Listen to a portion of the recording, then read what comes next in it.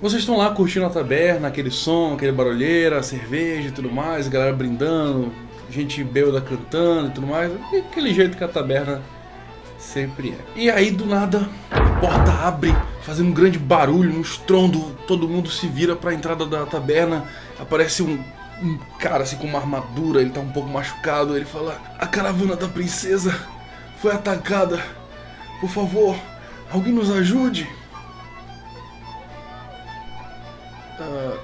Eu disse que a caravana da princesa foi atacada. Vocês aí, senhores. Aí ele aponta pra vocês. Vocês não poderiam me ajudar? Sei não, a gente acabou de voltar de uma outra missão, a gente tá cansado, melhor a gente curtir essa cerveja aqui. Outra coisa, agora que a gente tá no segundo nível, melhor deixar pra depois. Ô William, você não disse que desconfia que a princesa é sua irmã? É, cara, mas é só uma desconfiança mesmo, então deixa eu deixar pra lá. Uma coisa fica aqui na mente, uma hora eu topo com ela, vai que dá, né? Eu sou o Dimitri, esse é o R2PG e hoje nós vamos falar sobre o papel dos jogadores nas aventuras. Senhores, quando nós falamos do papel do jogador, nós pensamos em upar, nós pensamos em guerrear, nós pensamos em jogar. Afinal, eles são os protagonistas. Mas o problema é esse, às vezes eles não agem como protagonistas. O jogador, ele tem que fazer a história andar. Essa questão não é pro mestre.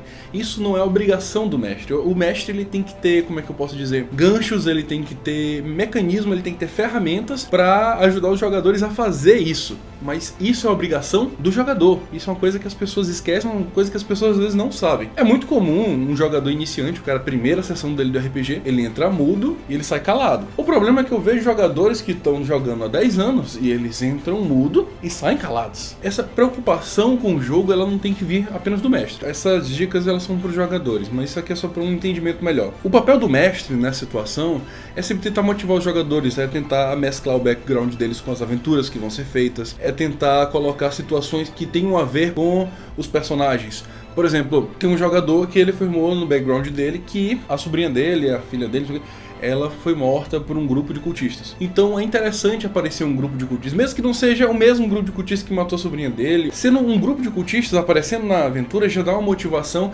para aquele personagem. O mestre, ele tem as ferramentas, mas às vezes não dá para utilizar 100% e com todos os jogadores. Às vezes dá para fazer com um.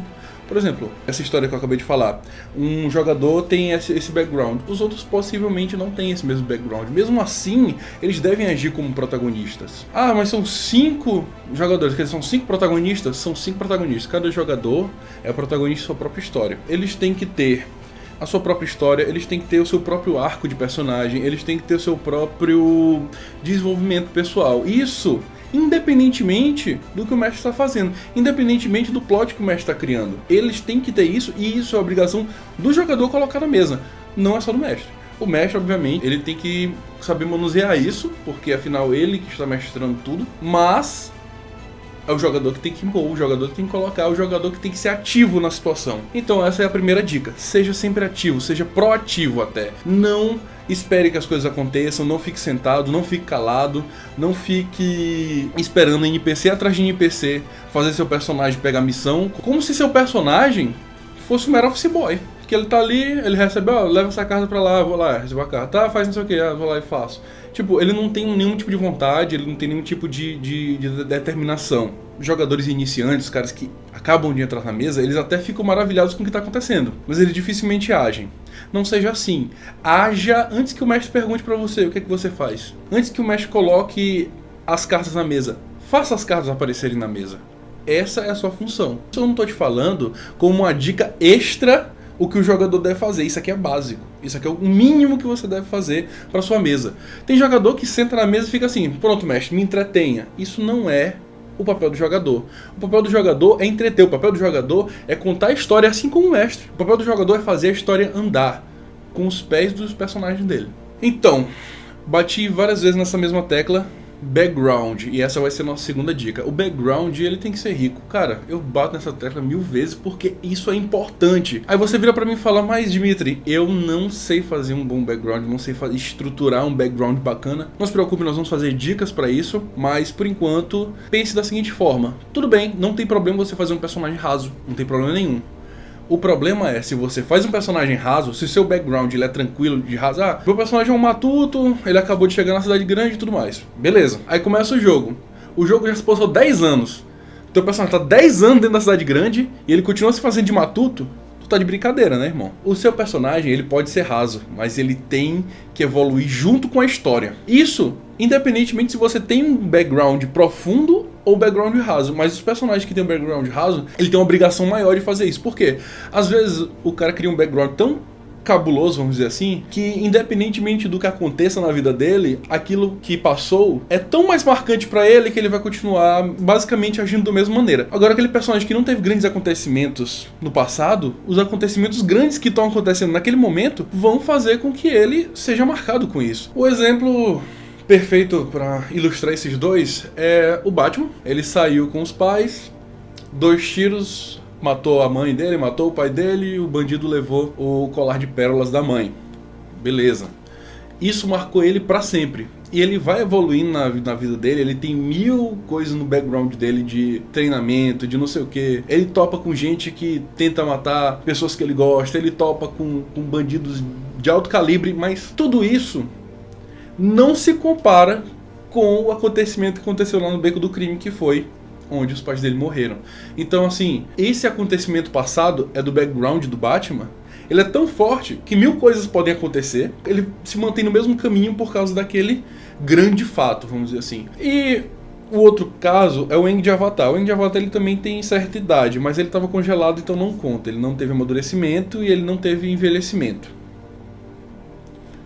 Que não tem nada a ver com a história. Mas, continuando. Então, pelo fato dele não ter grandes marcos na vida dele, porque acidentalmente esse monstro se congelou, então quando ele foi liberado lá da prisão dele de gelo, ele não teve grandes acontecimentos no passado dele. Então, os acontecimentos que vão marcando ele são acontecimentos que vão acontecendo durante a história. E cada marco, cada situação importante marca ele de maneira firme. Inclusive ele não querendo aprender o domínio do fogo. Muitas coisas acontecem, relacionamentos, tudo isso vão marcando ele. Ele vai se tornando um personagem gradualmente diferente. Eu não vou dizer melhor, não vou dizer pior. A questão é que ele vai mudando, a questão é que ele vai marcando, a questão é que ele vai evoluindo. A questão é que ele vai fazendo o arco do personagem, que é o que eu falei pra vocês fazer. Tá bom? Link na descrição do artigo que a gente tem no R2PG, o site do R2PG, não deixem de dar uma olhada lá. Artigo supimpa. O artigo... Eu não sei palavras, não sei mais gírias antigas, então vai ficar só no supimpa hoje, beleza? Então, senhores, eu tô falando nesse arco do personagem, O que é esse arco do personagem? É exatamente o ato do personagem evoluir como personagem, é o ato do personagem progredir nesse mundo, manter os seus defeitos, ou melhorar os defeitos, descobrir novos defeitos, conseguir qualidades, viver aquele mundo, adquirir cicatrizes, melhorar ou piorar, dependendo de como ele vai interpretar as coisas que vão acontecendo com ele. Eu vou imaginar o seguinte, teu personagem de cabeça quente, ele é explosivo, qualquer coisa ele fica doido, tipo o Bakugo do Boku no Hero. Cara que é louco, explosivo e tudo mais. Beleza, teu personagem é desse jeito. Aí teu personagem é explosivo, não sei o que, quando aparece os Goblins, ele explode, o que, foda-se Goblin e tal. Aí aparece um cara lá que parece ser forte, aí ele fica, tô de boa, não, humildade, não senhor. Pode passar, senhor, não, tranquilo, não. O que o senhor falar. Isso não é interpretar. Você tem que ser explosivo em qualquer situação. Se aquilo te irritou, por o mínimo que seja, você é cabeça quente, vá pra cima. Isso não é uma coisa que você tem que colocar na sua ficha, a cabeça quente, isso é uma coisa que você tem que interpretar. Esse é o personagem que você criou, esse é o personagem que você tem que seguir. Vou dar dica de criação de personagem também. Se o vídeo já saiu, vai estar no card. Se não... tchau e pensa. Então bora lá, o cara é cabeça quente. Aí ele vai com a situação dele de cabeça quente e ofende um rei. Aí ele tem que entrar numa luta, ele apanha, ele perde um braço, ele perde uma arma, ele perde um item mágico, a party dele se lasca. Aí ele começa a refletir sobre as ações dele de cabeça quente. Isso é um arco de personagem, entendeu? Se você fizer uma boa interpretação, dá pra fazer um arco de personagem bem interessante, onde o personagem começa com cabeça quente, ele vai melhorando, ele não vai ficar 100%, mas ele vai saber a hora de segurar o sangue fervente dele, e aí siga o caminho. Isso é um arco de personagem, isso é uma coisa bonita de se ver durante um jogo de RPG, e é uma das coisas que eu mais adoro, vamos dizer assim. E vamos ser sinceros, senhores, isso é ótimo de se ver também em qualquer tipo de obra, seja um filme, seja uma série, seja um personagem. Ele começa e termina no status quo, ele não melhora em nada, ele não evolui nada, ele não aprende nada, sei lá, dá uma sensação de sei lá, que você comeu e continua com fome. Agora, quando ele evolui, quando ele melhora, ou ele descobre novos defeitos, não é uma questão de ele simplesmente melhorar como pessoa e se tornar uma pessoa melhor, não. Ele mudar, as coisas do mundo vão batendo nele e ele vai mudando, ele vai se adaptando. Isso a gente pode ver, por exemplo, no Sam, da grande obra do Senhor dos Anéis. Então, assim, ele começa como um Zé Ruela de uma vila, ele começa como um Zé Ruelinha de uma vila qualquer, e aí ele começa uma aventura muito absurda. Chega um momento que ele se torna um herói de verdade. Ele se lasca numa caralho de monstro, enfrenta todo mundo e tal, pelo prol do objetivo dele, pela amizade e pelos caramba. O importante é que aquilo não acontece de uma hora pra outra, aquilo vai acontecendo gradativamente, ele vai melhorando, ele vai evoluindo, ele vai se transformando, ele sai from zero to hero, que nem a música do Hércules, a palavra é essa.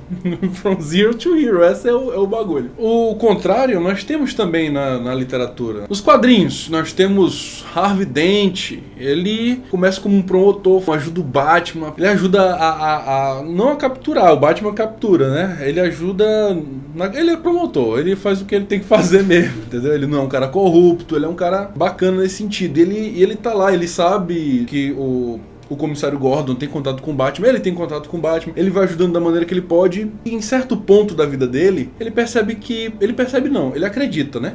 Ele acredita que tudo aquilo não serve de nada, aquelas ações não servem de nada, porque tudo é aleatório. Nada vai melhorar, não existe o bom, não existe o mal, não existe o certo e errado, não existe você fazer alguma coisa para edificar, porque tudo é aleatório, tudo é randômico, então tudo faz, entendeu? E ele começa a viver pela moeda, vamos dizer assim. Flip of the coin, né? Ele começa a viver com aquela moeda que tem duas caras e uma delas é cortada com navalha. Por fim, la última dica. Essa dica, ela é importante para que todas as outras dicas que eu falei anteriormente aconteçam. Tenha objetivos claros. É isso. Seu personagem deve ter objetivos claros para que as coisas andem, para que as coisas aconteçam, para que ele possa ter experiência, para que ele possa ter o arco do herói, para que tudo se mova. Ele precisa de objetivos. Se ele não tem objetivos, tanto faz para ele. Aí a gente pega Lewis Carroll. Você não sabe para onde vai, qualquer caminho serve. Ou seja, você pode ser um cara passivo. Você vai ser um cara passivo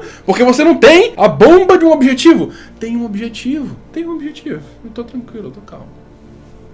Se você tem um objetivo claro, você... acontece tal coisa e tal, tanto faz, eu não quero saber disso, eu tenho o meu objetivo aqui, entendeu? Se isso não vai me ajudar a ter meu objetivo, eu não quero saber. Ou então não, isso aqui tem a ver com o meu objetivo, eu vou lá independentemente do que aconteça, independentemente se lá é um perigo muito grande, independente se a minha recompensa vai ser justa ou não. Eu preciso daquilo porque aquilo é meu objetivo. Se você não tem objetivo, você não vai pra lugar nenhum, ou vai ficar seguindo os outros, você não é um nada. É isso, você é um nada. Você não vai pra lugar nenhum, você não vai melhorar em nada, você não vai ser importante pra trama, você é um nada. Beba com moderação, né? Dessa fonte que eu estou apontando pra vocês. Eu estou falando, tem um objetivo, e esse objetivo tem que ser claro. Isso não quer dizer que você vai abandonar os seus companheiros quando eles precisarem de certas coisas. O que eu quero dizer é que você simplesmente não vai ficar calado seguindo todo mundo. Você tem um foco, você tem um ponto onde você quer chegar. Então, se você tem isso, fica muito mais fácil pra você interpretar seu personagem. Agora, isso não quer dizer que você vai abandonar tudo. O meu objetivo é ser um rei. Aí o pai de uns personagens lá da tua party, do teu grupo de companheiros que vocês estão na aventura, foi sequestrado e o cara lá, vamos lá resgatar meu pai. Não, isso aí não vai me fazer ser rei,